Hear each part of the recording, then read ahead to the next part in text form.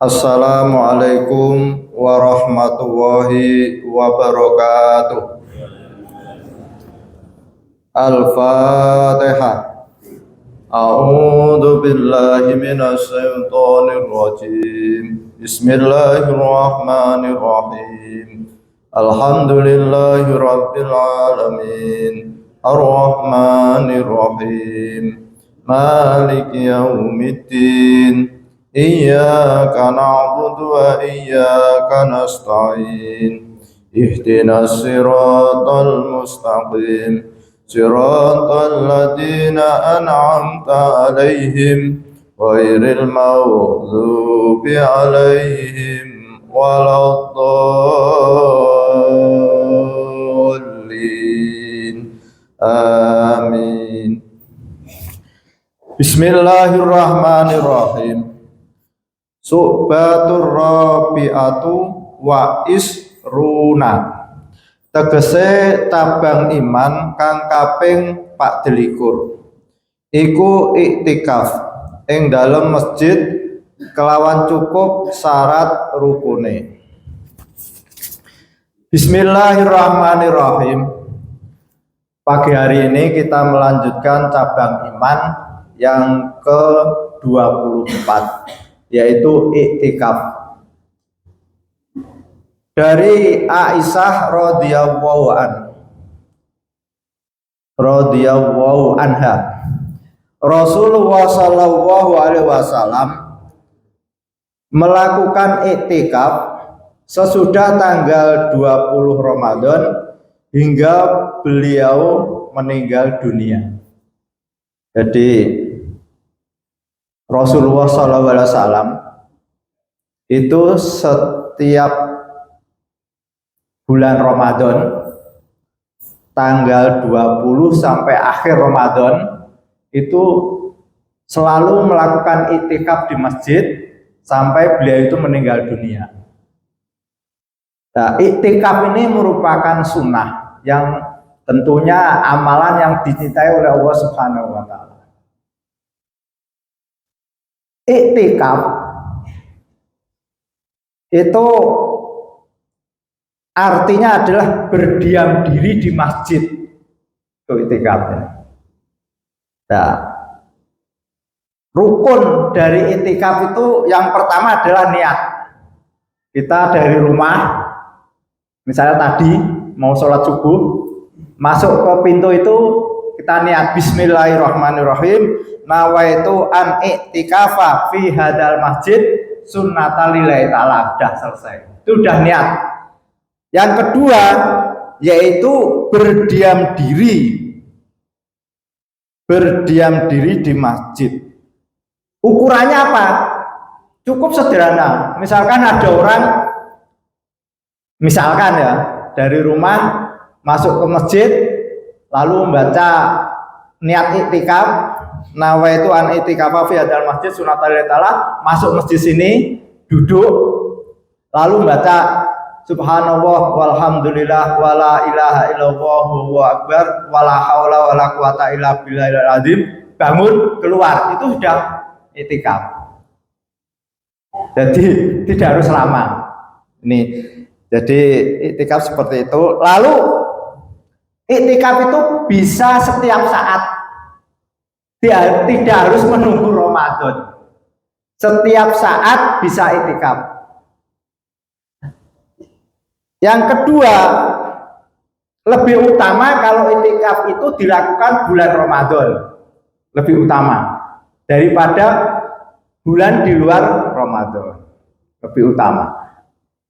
Lebih utama lagi, iktikaf itu kalau dilakukan pada tanggal 10 hari terakhir dari bulan Ramadan, tanggal 20 sampai 29 atau sampai 30, itu lebih utama lagi.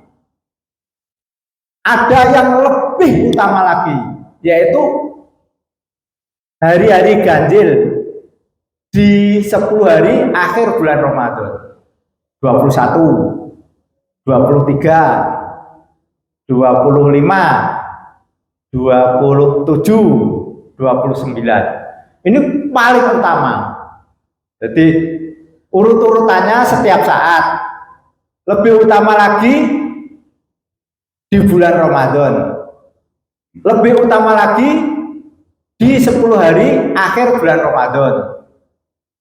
Yang paling utama hari-hari ganjil 10 hari di bulan Ramadan. 21, 23, 25, 27, 29. Lalu tadi sudah saya sampaikan rukun untuk itikaf itu yang pertama kita harus niat. Masuk masjid tanpa niat itikaf tidak diakui itikaf. Jadi harus ada niat. Maka akan lebih baik kalau di depan masjid itu ada tulisan nawaitu an itikafa fi hadzal masjid. Sehingga mengingatkan kita setiap kita masuk masjid kita niat itikaf. Sehingga kita ada pahala ganda. Kita manfaatkan, kita kan harus punya pemikiran orang pengusaha. Setiap gerakan harus menghasilkan berlipat ganda.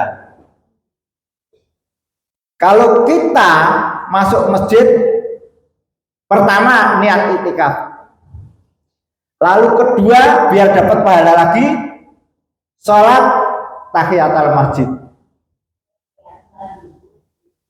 Kalau kita punya wudhu, dari samping wudhu kita bisa sholat syukril wudhu biar berlipat. Lalu setelah itu nanti ketika adzan dikumandangkan, sebelum sholat wajib dilakukan, kita lakukan sholat qobliyah berganda lagi.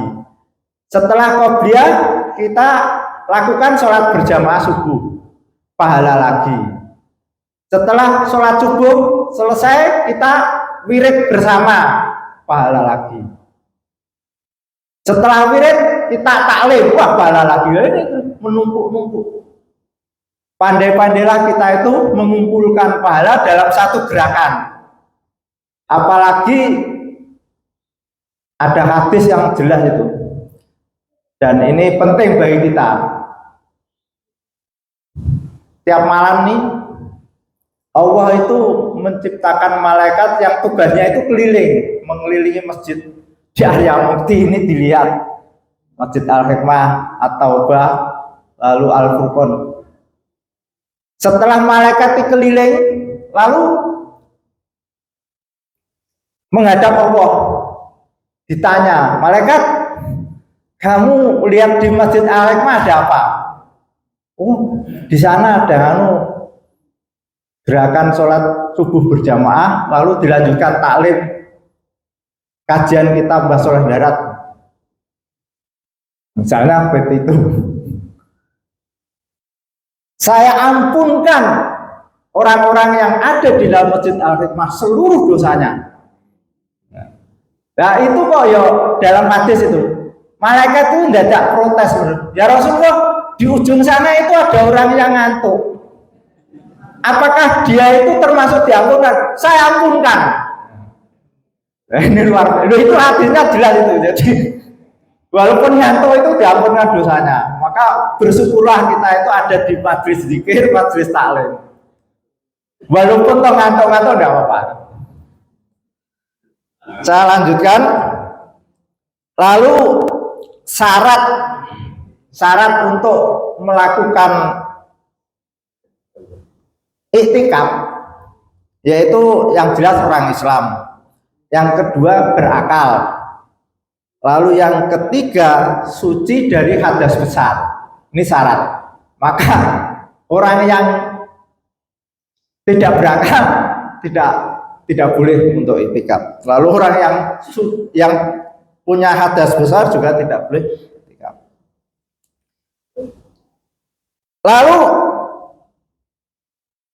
ketika orang itu sudah iktikaf, maka ada yang membatalkan iktikaf. Yang membatalkan itu yang sering saya baca di kitab-kitab fikih ini ada dua.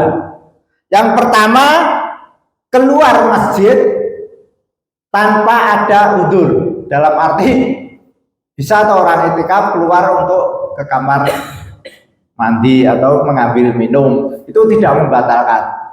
Tapi kalau ada orang itikaf keluar lalu jalan-jalan ke sana tanpa ada kepentingan, maka itu membatalkan itikaf. Nah, yang kedua ini yang bagi saya itu sulit untuk bisa menerima, tapi di kitab kan ditulis seperti itu, hubungan suami istri. Nah, ini itu saya membaca loh di kitab lain ya ini, jadi ada dua. Tapi saya mencoba memahami apa yang disampaikan oleh ulama fikih, kok ada hubungan suami istri berarti. Ini begini, jadi iktikaf itu hukum asal itu sunnah, tapi iktikaf itu bisa wajib kalau itu orang itu nadar. Misalkan ada orang istrinya di rumah sakit berbulan-bulan, lalu suami itu nadar, kalau istri saya itu sembuh, saya akan iktikaf di masjid 10 hari. Nah, misalkan nih, saking semangatnya, barangkali dengan nadar itu Allah memberikan kesembuhan, daripada tidur di rumah sakit, lebih nyaman tidur di masjid. Maka tidak ada larangan orang itu tidur di masjid. Kenapa? Karena orang yang iktikaf 10 hari di masjid, itu konsekuensinya kalau dia keluar tanpa ada kepentingan, tanpa udzur, dia batal. Dan batal itu misalkan sudah 5 hari dia iktikaf di masjid, tidur di masjid, keluar terus tidak kembali lagi, maka harus mengulang dari nol lagi. Nah, ini misalkan ada orang itu 2 bulan di rumah sakit, lalu suami istri nadar, Bu, nanti kalau ibu sembuh kita nadar tidur di masjid 10 hari berdua, misalkan begitu. Nah, ini tamu tidak boleh melarang loh. Orang itikaf kalau dilarang tidak boleh tidur di masjid, tidak boleh, harus boleh, karena memang syaratnya itikaf itu harus di masjid. Keluar kalau tidak ada kepentingan udzur batal. Nah, ini kemungkinan ulama-ulama fikih berpikir jauh sana. Misalkan terjadi seperti itu, lalu malam harinya pasukannya tempur itu bangun, tidak kuat lah, misalkan ini ya. Ya, ini gambaran kita memahami kenapa kok ada yang membatalkan iktikaf banget semua itu. Jadi maka kita itu harus ada upaya gerakan iktikaf. Mungkin bisa di bulan Ramadan ini, di tanggal-tanggal ganjil, kita kembangkan iktikaf itu. Satu saat nanti ada di tempat saya itu, setiap tanggal 21 takbir mengadakan sahur bersama. Nah, dan tadi dari katalah ya tidak jam 12, jam 3, kan tidak harus jam 3 langsung gerakan sholat tasbih dan sebagainya, nanti jam 3:30 sahur bersama, misalkan seperti itu. Sebab kalau harus jam 12 nanti tidurnya kurang. Kalau jam 3 kan pas, kita datang ke masjid jam 3 sholat tasbih selesai, jam 3:30 sahur bersama, dilanjut kita sholat subuh bersama, taklim, bisa itu Pak Haji. Al-Fatihah. A'udzubillahi minasyaitonirrajim. Bismillahirrahmanirrahim. Alhamdulillahirabbil alamin arrahmanirrahim maliki yaumiddin. Iyyaka na'budu wa iyyaka nasta'in. Ihdinas siratal mustaqim. Siratal ladzina an'amta 'alaihim ghairil maghdubi 'alaihim waladdallin. Amin. Assalamualaikum warahmatullahi wabarakatuh. Assalamualaikum warahmatullahi wabarakatuh. Matur Pak Haji Mahmudi, Bapak jamaah taklim subuh yang dirahmati Allah Subhanahu wa taala. Ada beberapa hal yang saya sampaikan. Ini masalah ini kan baru ini. Saya kemarin dikasih share oleh teman juga, ada beberapa masjid yang mengadakan acara seperti itu. Tapi nanti tidak bisa kita pikirkan Pak, di kemudian yang kedua, sholat subuh, sholat tasbih insya Allah bila diadakan besok hari-hari ke banjir.